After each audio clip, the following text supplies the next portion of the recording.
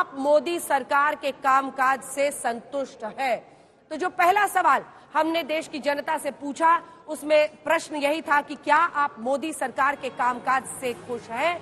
संतुष्ट कहने वाले 59 यानी 59% और असंतुष्ट कहने वाले 19% लोग थे। जब देश का मिजाज सर्वे में हमने पहला प्रश्न जनता से पूछा, एक बार फिर आपको याद दिला दें, ये 15 जुलाई और 14 अगस्त यानी चंद्रयान के लॉन्च होने के बाद तो ये सर्वे शुरू हुआ, लेकिन प्रधानमंत्री के लाल किले के भाषण के एंड पहले ये खत्म हुआ और इसी के साथ लैंडिंग के पहले का ही ये सर्वे है।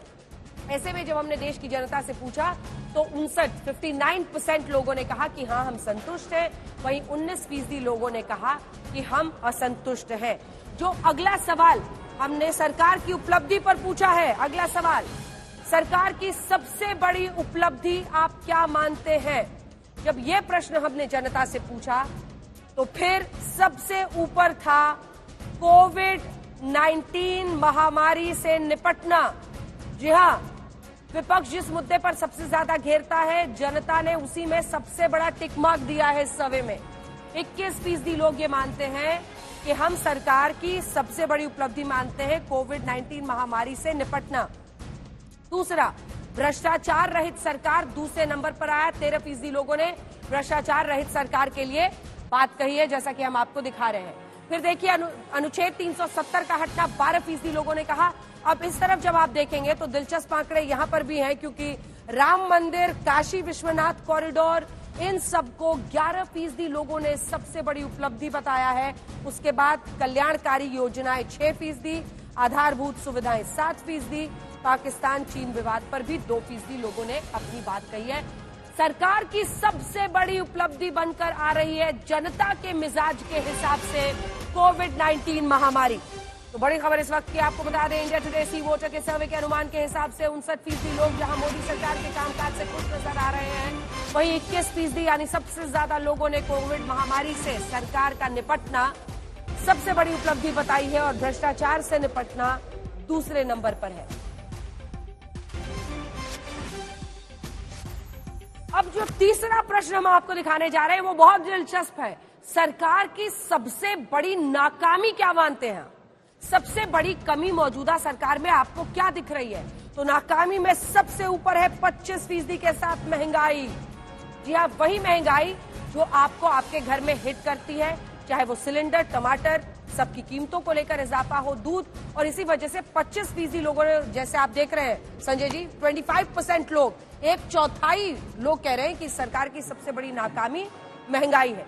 दूसरे नंबर पर बेरोजगारी 17%, बेरोजगारी पर 17% लोगों ने अपनी बात कही है। वहीं तीसरे नंबर पर आर्थिक विकास, जैसा कि आप देख रहे हैं 12% लोगों ने आर्थिक विकास को सबसे बड़ी नाकामी बताया है।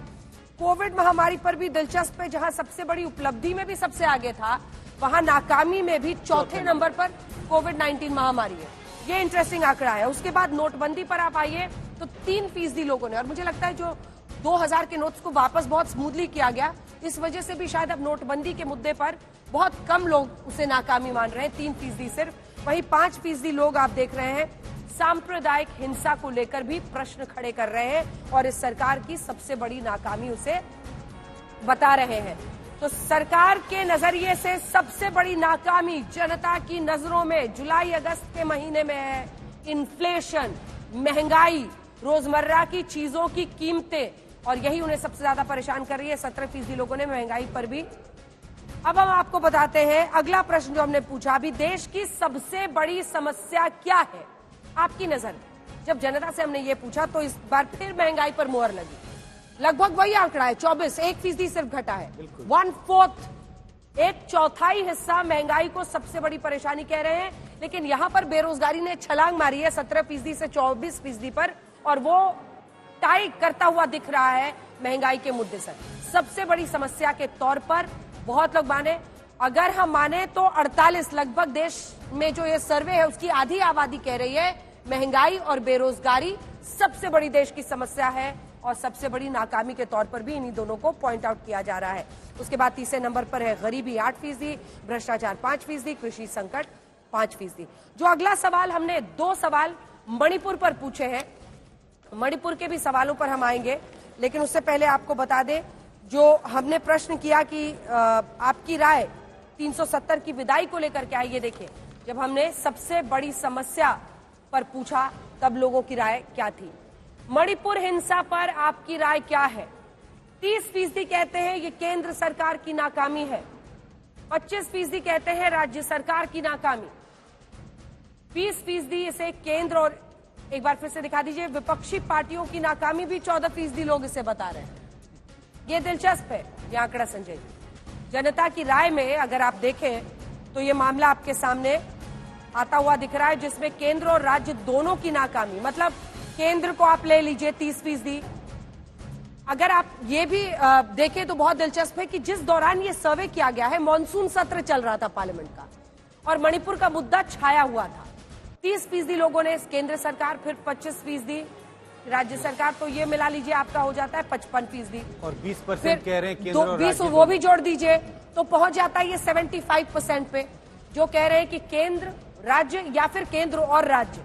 और फिर 14% ऐसे भी लोग हैं जो इसका ठीकरा विपक्ष पर फोड़ते हुए नजर आ रहे हैं। ये दिलचस्प है कि उसी दौरान मॉनसून सत्र देश के संसद में चल रहा था और मणिपुर पर विपक्ष को सरकार को विपक्ष ने खूब घेरा हुआ था। तो ये बड़ी खबर इस वक्त की हम आपको बता दें। मणिपुर पर जो राजनीति वाला सवाल है वो अब हम आपको बताते हैं कि क्या आपको लगता है मणिपुर के मुद्दे पर राजनीति हो रही है? इस पर क्या थी लोगों की राय? तो 44% लोगों का कहना है राष्ट्रपति शासन लगाना चाहिए था, 44% कह रहे हैं। बहुत इंटरेस्टिंग डेटा है ये। वहीं 21% कह रहे हैं सीएम को हटाना चाहिए था। फिर 19% कह रहे हैं हालात से निपटने के फैसले सही थे और 7% कह रहे हैं कह नहीं सकते। तो सरकार के ट्रैक के सामने आप देखिए, फास्ट ट्रैक न्यायिक जांच होनी चाहिए थी, ये 19% कह रहे हैं हालात से निपटने के फैसले को लेकर। तो ये देखिए, ये 4 जो ऑप्शंस है उसमें राष्ट्रपति शासन को लेकर सबसे ज्यादा लोगों की राय है और एक बार फिर और दूसरा फिर सीएम को हटाने की बात।